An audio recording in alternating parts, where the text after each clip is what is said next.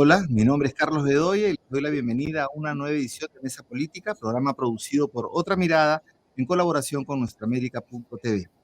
En esta ocasión nos acompaña Carmen Lora, directora del Centro de Estudios y Publicaciones CEP, con motivo de los 50 años de la publicación del libro Teología de la Liberación, Perspectivas, eh, publicado en Lima por el CEP en 1971. Esta importante obra del padre Gustavo Gutiérrez, La Teología de la Liberación, que cambió la manera de hacer teología en América Latina y en el mundo, es, en palabras de Rita Segato, una de las 4 teorías originadas en el suelo latinoamericano, junto con la pedagogía del oprimido, la teoría de la marginalidad y la perspectiva de la colonia del poder, que lograron cruzar la frontera que divide el mundo entre el norte y el sur geopolíticos y alcanzaron gran impacto y permanencia en el pensamiento mundial. Pero la teología de la liberación no se define solo como una teoría para sus estudiosos. Es en realidad la sistematización de la experiencia y prácticas de comunidades cristianas frente a la opresión económica, a la opresión política y humana. Y hoy en general se vincula contra todo tipo de opresión.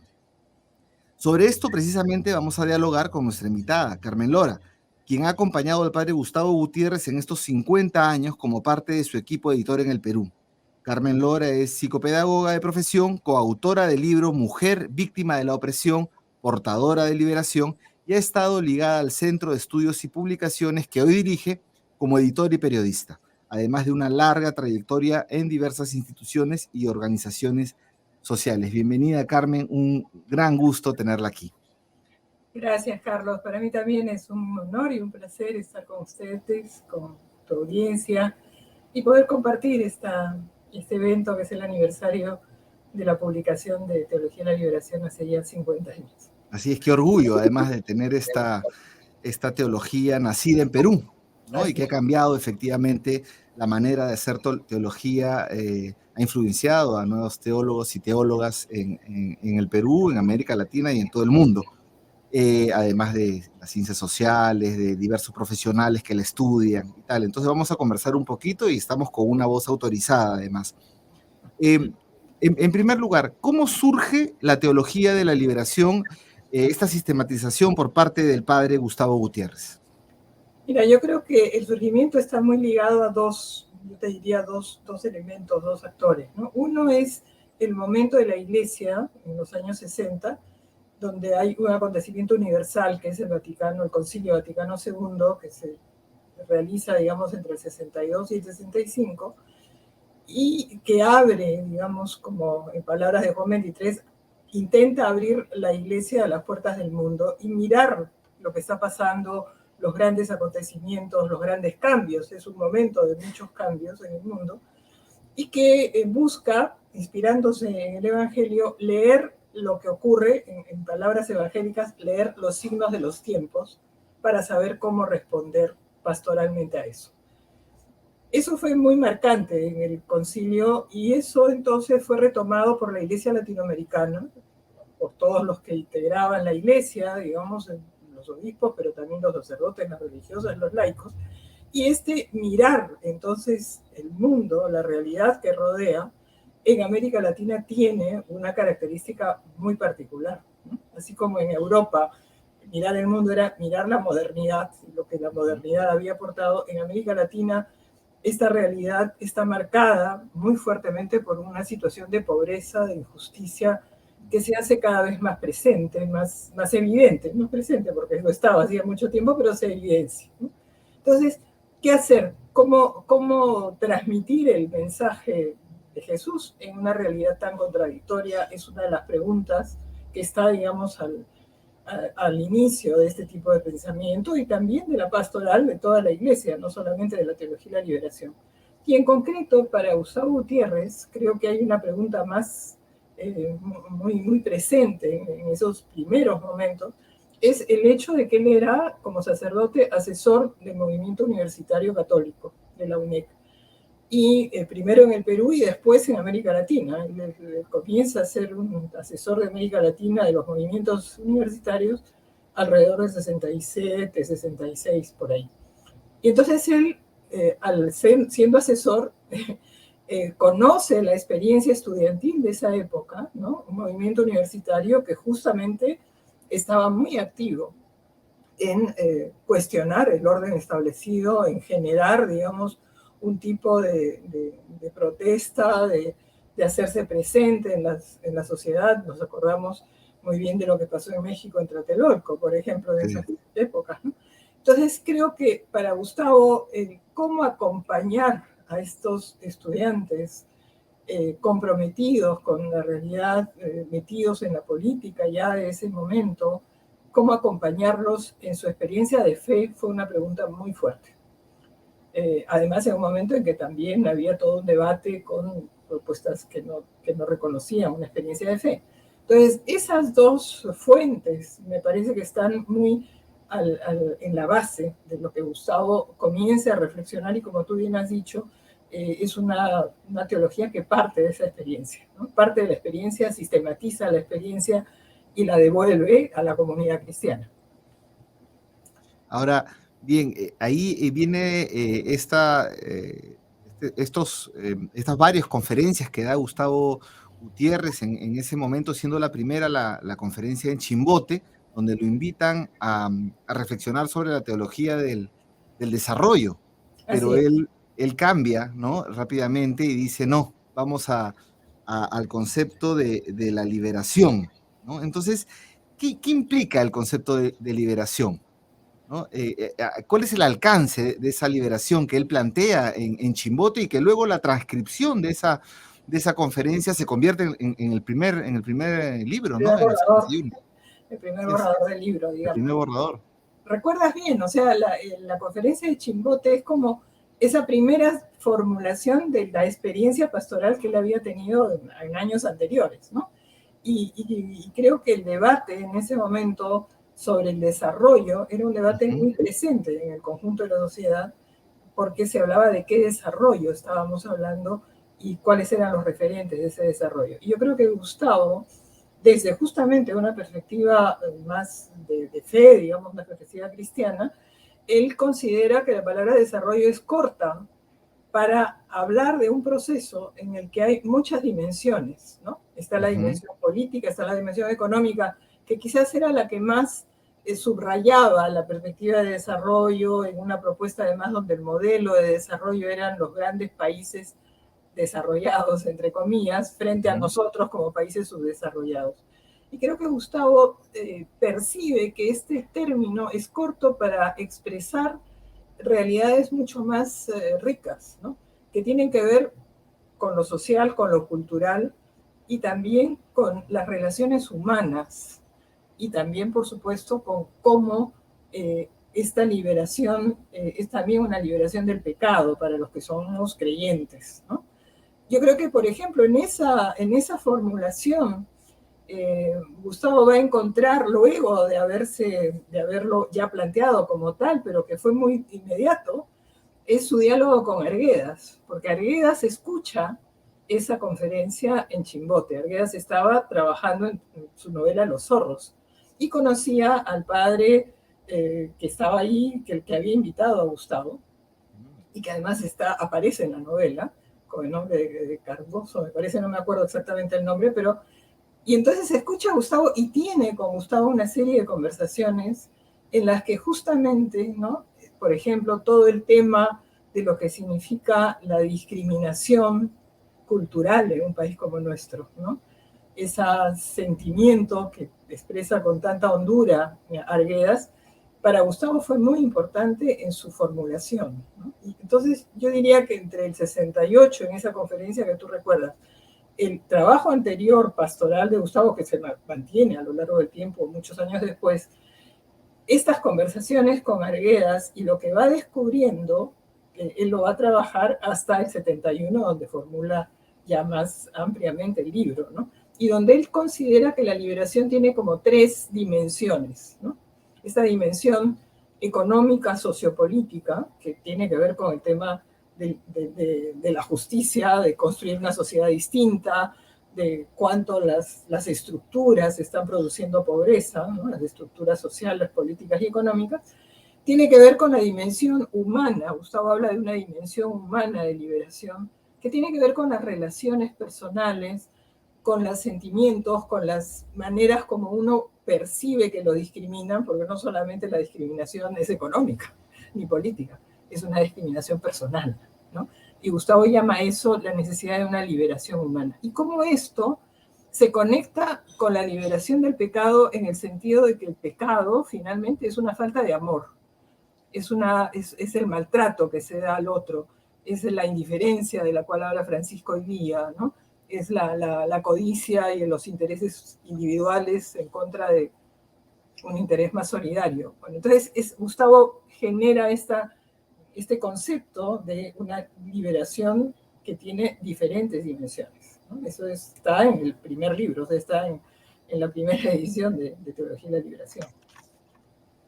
Claro, es una teología viva, ¿no? Aunque muchos han querido darla por caduca, en realidad es una teología que se recrea permanentemente. Por ejemplo, este componente de lo que es la liberación económica, la liberación de la opresión política, y también la liberación del pecado. A mí, yo podría transformarlo ahora como daría para entrar a todo lo que son el sistema de delitos de poder, la corrupción, en realidad abarca bastante, ¿no? Entonces, una pregunta que tiene que ver con que, ¿por qué está más viva que nunca? Esa es mi reflexión, pero quisiera escuchar qué piensas, y también cómo se está vinculando con otras intersecciones de opresión, como por ejemplo el tema de género, los feminismos, la etnicidad, la sexualidad, también como estas opresiones en esos campos, ¿no? Es una teología abierta a estos campos. Sí, yo creo que justamente lo que yo te decía, y creo que son como dos componentes, el método mismo, ¿no? Este método de mirar lo que está pasando, mirar cómo vive la gente, qué siente la gente, cuál es su sufrimiento, cuáles son también sus logros, sus fortalezas, ¿no? Creo que ese es un elemento muy importante, y creo que una perspectiva en la cual esta realidad es el punto de partida hace que la vigencia camine con la historia. O sea, si yo tengo que mirar la realidad, tengo que mirar la realidad de ahora. No voy a mirar la realidad de hace 50 años. O sea, hoy día, Claro. digamos, reflexionar desde la perspectiva de la teología y la liberación no puede basarse en una realidad de hace 50 años. Tiene que basarse en lo que está ocurriendo en el día de hoy, ¿no? En el siglo XXI, en el momento en el que estamos.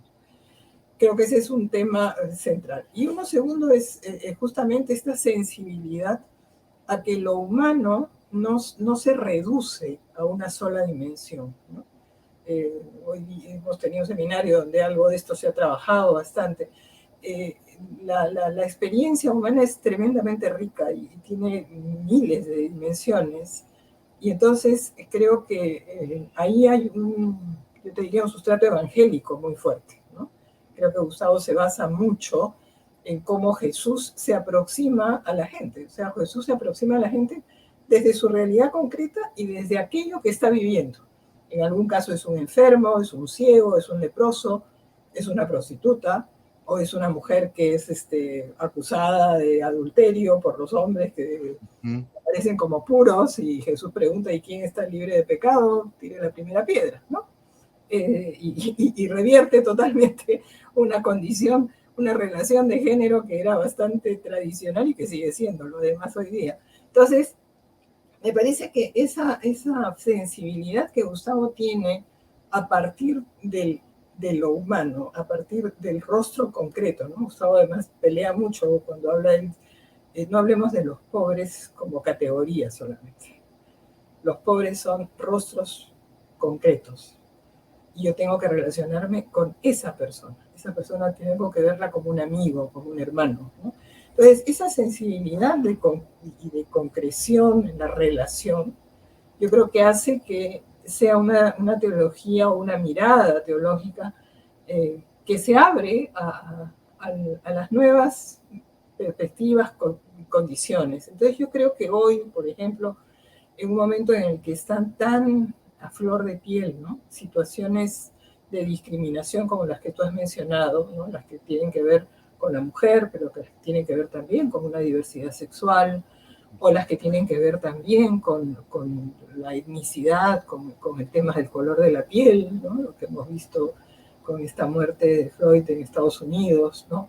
O lo que vemos cotidianamente en el Perú con el feminicidio o con el hostigamiento a personas que no tienen, digamos, las opciones sexuales reconocidas en un sistema heterosexual. Me parece que son experiencias desde las cuales hoy día esta metodología, este marco conceptual, y podemos hablar también en esos términos de la teología de la liberación, es cómodo usarlo, es útil usarlo, y creo que es ahí donde me parece que radica su vigencia, ¿no? La vigencia está no solamente en lo que comenzó hace 50 años, sino en que es útil hoy día para la gente y que es, quien se acerca lo utiliza, ¿no? Lo puede utilizar de acuerdo a su propia vivencia, a sus propias inquietudes también y Pero qué dificultades. interesante porque se está viendo, claro, la teología de la liberación no como marco teórico, como sistematización de experiencias y de ahí el marco teórico que se formula, un nuevo vocabulario, como método también, como un método de acercamiento. Esto que acabas de señalar sobre la categoría de la pobreza, ¿no? No ver a los pobres como una categoría, sino no cosificarlos, que también Así es, significa, sino verlos como un así es. sujeto de transformación. Y de ahí creo que hay un gran aporte a las ciencias sociales, además de cómo, en qué momento surge, ¿no? Entonces, este es el aporte que tú ves a las ciencias sociales que ha tenido Mira, yo eh, creo que ha habido un diálogo muy rico con las ciencias sociales, ¿no? Y quizás hay un elemento que no solamente tiene que ver con las ciencias sociales, tiene que ver con la teología, pero que tiene como una consecuencia muy importante para las ciencias sociales en general, es el concepto que Gustavo trabaja muy fuertemente en el libro de que la historia es una sola, ¿no? Y que la historia humana Ujú. es la historia, y es en esa historia que Jesús se encarna y que Dios nos pide, digamos, aceptar su mensaje. ¿Y qué cosa significa eso? Significa que tú tienes que en esta historia, eh, digamos, tener una práctica liberadora, es decir, cambiar las condiciones en las que justamente mucha gente vive en opresión. Entonces, al plantear este elemento de una sola historia, primero, teológicamente, si quieres, es un aporte importante en el sentido de que no hay una historia humana y una historia sobrenatural, ¿no? La historia sobrenatural, donde están los elementos de la fe y donde en el más allá tú puedes pensar en que te vas a salvar. La salvación se construye aquí, ¿no? En esta historia, porque es la historia en la que además Jesús vino. O sea, no es que Jesús estuvo siempre en la historia sobrenatural, es el gran aporte del cristianismo, es esa encarnación, ¿no? Está en el núcleo de la fe cristiana. Pero a la vez, si tú tomas en serio eso, quiere decir que es acá donde tú tienes que construir fraternidad. Cuando el Papa Francisco ahora nos habla de fraternidad en un texto que es extraordinario, que es su encíclica Fratelli Tutti, nos está diciendo, nuestra fe nos lleva a construir fraternidad en el aquí y en el ahora. Yo creo que ese manejo ha sido muy importante para lo cristiano, para la iglesia, pero yo creo que también tiene un elemento muy importante para cómo se conversa con las ciencias sociales, es decir, cómo el, la, el referente de una sociedad distinta, ¿no? Ujú. Y cómo las ciencias sociales, que han aportado mucho a comprender lo que significa la manera como está organizada la sociedad, el poder, las decisiones económicas, etcétera. Bueno, ¿cuáles son los desafíos? Una vez que tú entiendes esos mecanismos, hay un desafío político, ¿no? Que las ciencias sociales también están llamadas a mirar. Entonces yo siento que es por ahí donde hay una relación, ¿no? Y a la vez es una relación en la cual siempre creo que es necesario, también desde las ciencias sociales, mirar la riqueza de la realidad humana. O sea, también las personas no solamente son estructuras, no solamente están metidas en la estructura social, están metidas en la estructura más cotidiana, que algunos llaman micro. A mí no me gusta ese término porque es micro y es macro, ¿no? Ujú. Y por ejemplo, ahí el feminismo ha aportado muchísimo. El concepto de que lo privado es público desde el punto de vista feminista me parece que conversa muy bien con esta mirada de la teología de la liberación de que nada escapa a la necesidad de liberación, ¿no? Ninguna dimensión de lo humano puede escapar. Y creo que es ahí donde me parece que es muy rico el diálogo entre las ciencias sociales y la perspectiva de teología de liberación. Estos aportes que tú decías, Rita Segato, pues conversan entre ellos, ¿no? Conversan mucho y lo han hecho incluso con las personas, con Aníbal, con gente de carne y hueso, digamos, ¿no? Claro que sí, que realmente es interesante y además choca con otras teologías, ¿no? Como esta teología de la prosperidad, donde ahí sí no, la historia es distinta y además uno con ser hijo de Dios basta y tiene todo y el que no es prácticamente el demonio y puede, y no interesa, ¿no? Hay una exclusión ahí, sobre todo en la aparición de estos pentecostalismos que generan más bien muchos odios, ¿no? Claro. Pero, y entrando, no entrando a lo neopentecostal, de repente se lo podemos ver un ratito, sino a la Iglesia Católica. Así como ha tenido un impacto en las ciencias sociales, la teología de la liberación, también ha tenido un gran impacto en la Iglesia Católica, ¿no? Un talante transformador de la Iglesia Católica. Es decir, no solamente es el planteamiento de la liberación en sus diversas dimensiones, sino también es una transformación de la Iglesia Católica. ¿En qué medida ha contribuido la teología de la liberación a la transformación de la Iglesia? Mira, yo te diría que la transformación de la Iglesia Católica, para mí un referente muy importante y que tiene mucha relación con teología de la liberación, es el Concilio Vaticano II. Yo creo que han pasado ya 60 años y todavía no tenemos conciencia suficiente de lo que ese momento ha significado como transformación de la Iglesia. Y Francisco, el Papa, está, digamos, en esa perspectiva buscando aplicar todo lo que en ese concilio se habló y se trabajó y se acordó, ¿no? En ese marco de transformación que tiene mucho que ver con que el concilio es un momento en que la Iglesia se plantea, digamos, cosas muy importantes. Una es regresar a las fuentes, es decir, retomar el mensaje de Jesús, que es fundamentalmente un mensaje de amor al prójimo. Digamos, hay dos textos que se trabajan mucho en esa perspectiva, que son Mateo 25, ¿no? En el que le diste de comer, le diste de beber, etcétera, a mí me lo hiciste, dice Jesús, y el texto del prójimo, del prójimo, del samaritano, del buen samaritano, en que es el samaritano el que sabe compadecerse, el que logra compadecerse del herido, ¿no? Mientras que los sacerdotes y los levitas que habían pasado por ahí se habían hecho la vista gorda. Entonces, yo creo que el concilio toma eso como un referente fundamental, o sea, regresar a la fuente evangélica. En segundo lugar, mirar este mundo que está transformándose, que está cambiando y que tiene avances enormes que desafían a la fe. O sea, el famoso, digamos, diálogo y conflicto a la vez fe-ciencia, ¿no? Digamos, en un proceso de secularización que ocurre en esos momentos. Bueno, para la gente que no tenía una experiencia de fe, se planteaba de que, bueno, mientras que el conocimiento avanzaría, ya pues la gente dejaría de creer en un Dios que finalmente servía para tapar huecos, o sea, para resolver preguntas que nadie contestaba, pero que la ciencia las iba a contestar. Y en tercer lugar, el abrirse al mundo ecuménico, a los hermanos que se habían ido de la iglesia, que seguían siendo cristianos y que con los cuales había que retomar el diálogo. Esos son los tres, digamos, objetivos del concilio. Teología de la liberación se inserta en ese proceso, ¿no?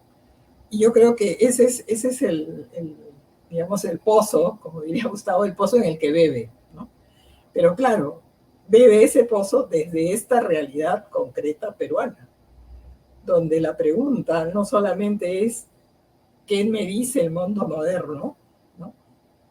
Sino ¿qué me dice el pobre? ¿Y cómo le digo yo al pobre, a esta persona que está delante mío, que Dios lo ama? Entonces, yo creo que esa experiencia digamos, de mirar la realidad de la pobreza de manera muy concreta y muy personal que tiene Gustavo, yo me parece que ese es uno de los aportes que enriquecen lo que ya estaba en curso transformándose con el concilio, ¿no? Y esto es claro, este aporte, digamos, se puede comprobar muy claramente en un discurso del Papa Benedicto XVI, o sea, el Papa que estuvo antes de Francisco, ¿no? Juan Pablo II, después Benedicto XVI. Benedicto XVI inaugura la conferencia de Aparecida, en Aparecida, que es un santuario en Brasil. Eran conferencias de los obispos, había ido Medellín, te he mencionado, creo. Sí. La de Medellín fue cerca en los 60, digamos, que fue muy 68. importante. O sea, 60. Medellín se produce en agosto del 68. Gustavo da su charla en Chimbote en julio. Entonces te das cuenta que es todo ese momento. Sí, sí, claro. Gustavo como asesor de la Landazuri a Medellín. Aparecida es la quinta conferencia de los obispos latinoamericanos y quien inaugura siempre las conferencias es el Papa. Lo ha hecho Juan Pablo II, Juan Pablo II después, Pablo VI primero. Sí. Y entonces Benedicto XVI en su discurso inaugural dice que la opción preferencial por los pobres está implícita en la fe cristológica. Es decir, que optar por los pobres, que es una parte del mensaje y que es la práctica que la Iglesia Latinoamericana asumió en su magisterio, está en el núcleo de la fe cristológica. Y eso para mucha gente ha significado la adopción, digamos, de este concepto de pobre, de pobreza y de opción por los pobres, que también estuvo, por supuesto, en Puebla formulada así, como el aporte de esta perspectiva, ¿no? De considerar de que el pobre es el preferente de Dios y que entonces toda mirada, toda realidad que la Iglesia debe mirar para su trabajo tiene que estar hecha desde esa preocupación y desde esa sensibilidad, ¿no? Es por ahí Claro, que yo diría sí. el principal aporte, ¿no? Aporte. Pero, sí, sí, perdona, no, sí, pero sí. ahora que hemos hablado del Concilio Vaticano II, que sin duda un momento fundamental y que señalas que todavía no conocemos su real alcance o no somos conscientes de su real alcance, pero ha habido momentos en el que en todo caso hemos sido mucho menos conscientes porque han habido unos recodos en los cuales que parecían que se quería retroceder a etapas preconcílicas, ¿no? A etapas de preconcilio. Y me refiero mucho a la aplicación, por ejemplo, de las políticas neoliberales que tienen dentro un individualismo totalmente contrario a lo que es la perspectiva solidaria de una teología de la liberación, de la transformación, y que incluso se identificaba al Papa Juan Pablo II como también, digamos, cercano a esta otra visión.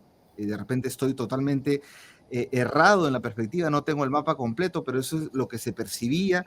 Y en todo caso, de Juan Pablo II a Francisco, al Papa Francisco, ha habido unos cambios en la iglesia y creo que se ha revalorado la teología de la liberación. ¿Cómo lo ves? Sí, yo creo, si quieres, lo que pasa además muchas veces, y creo que en la iglesia quizás más que en otras instituciones, es que claro, todo movimiento renovador y cuestionador genera reacciones conservadoras y resistentes, ¿no?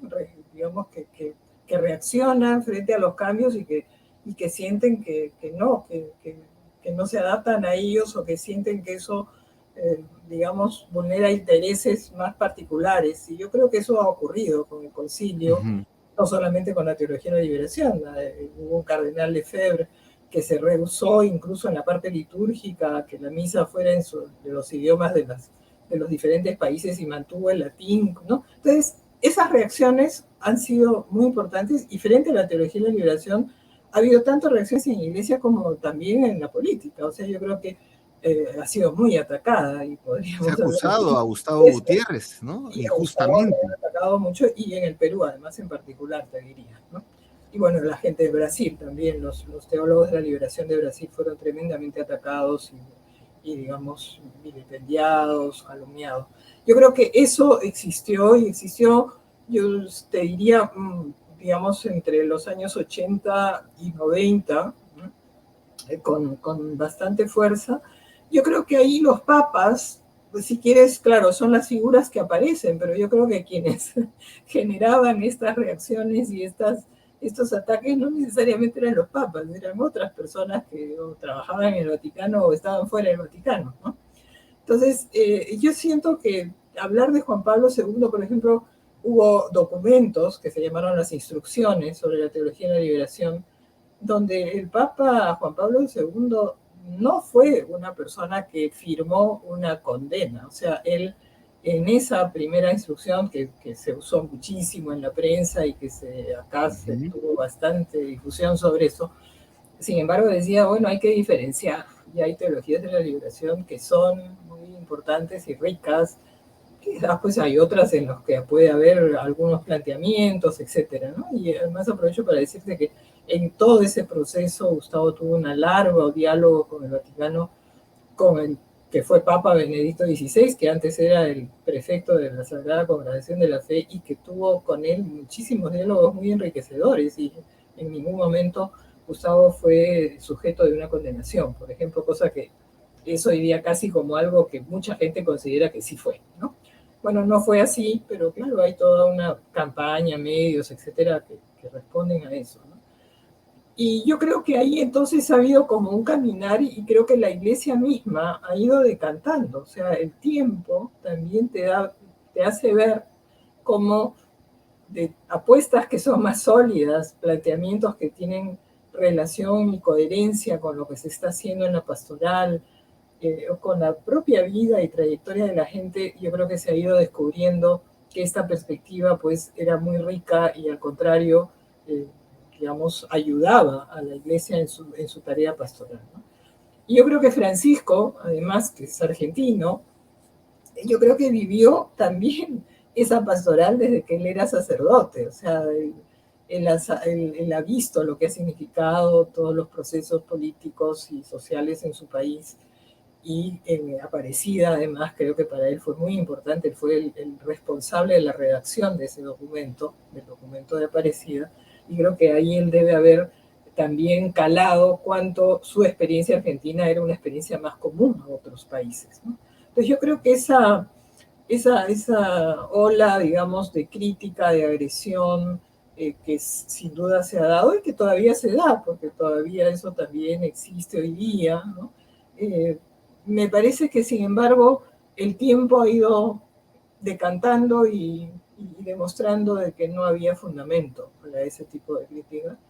Y creo que la iglesia ha ido caminando también justamente, ¿no? Cuando tú has recordado el individualismo, creo que estamos lamentablemente, ¿no? Si comparamos los años 60 con 70 con los de ahora, bueno, la hegemonía de una mirada absolutamente individualista, de la búsqueda de los intereses, digamos, muy particulares, de la hegemonía de decisiones económicas que son absolutamente indiferentes a lo que se está sufriendo en este planeta, no solamente en nuestro país, ¿no? Cuando tú ves lo que se gasta para ir a 10 minutos afuera de la atmósfera, y como hay países que hoy día no tienen vacunas para la pandemia. Claro. Cuando ¿Cómo es la liberación en pandemia, no? Claro, ¿Qué significa? ¿Cómo la teología pandemia liberación? nos ha permitido mirar con tanto dolor lo que está ocurriendo. Claro. Y yo creo que entonces también esa dureza que se está viviendo hace reflexionar mucho sobre lo que significa la enorme responsabilidad, sobre todo para los cristianos, pero creo para toda persona de buena voluntad, lo que significa hoy día enfrentar una situación de injusticia que es invivible, ¿no? Verdaderamente, y que puede terminar con la especie, como se va a trabajar ahora el tema ambiental. O sea, estamos en una situación muy, muy complicada, ¿no? Sí. Bueno, has colocado muchos temas, ¿no? No tenemos tiempo para más. Has colocado Aparecida, que sobre eso habría que hablar un montón, que no todavía, no, digamos, creo que no se ha discutido suficiente, a pesar que ha sido hace ya varios años, pero igual esa conferencia fue muy importante y qué bueno que recuerdas que el Papa Francisco tuvo ahí un gran papel. Y esa anécdota que hay cuando el Papa Francisco ya es elegido en el cónclave, y me parece que el cardenal de Sao Paulo le dice, no te olvides de los pobres. Me parece que le está diciendo, no te olvides de la teología de la liberación, ¿no? Es lo que le está diciendo, me parece. Y La creo que, práctica de la iglesia quizás también. Era el cardenal Humes, que ha sido muy importante en Brasil y que hoy día es el presidente de la conferencia amazónica, ¿no? Hay una conferencia eclesial amazónica, y solamente para decirte muy rápido, creo que Aparecida justamente va a ser trabajada en la conferencia eclesial latinoamericana que se va a dar en noviembre, y que no solamente van a estar los obispos ahí, sino van a estar también los laicos, los sacerdotes. Hemos estado preparando esa conferencia en la iglesia desde el principio de este año, ¿no? Sí. Y también decirte que como tema, uno de los temas que se está trabajando hoy en Teología de la Liberación es la ecología. Hay muchos jóvenes teólogos que están metidos en cómo trabajar una perspectiva ecológica desde la Teología de la Liberación. Sí, hay publicaciones, hay un libro que se está agotando, Ecología y Teología de la Liberación, que ya se ha agotado en las librerías. Efectivamente, sí, pues es una teología abierta. Hay una serie de eventos esta semana por su 50 aniversario, liderados por el CEP y por varias organizaciones. Y bueno, no tenemos tiempo para más. Pero te quiero presentar el libro. Sí, por favor, el últimas palabras.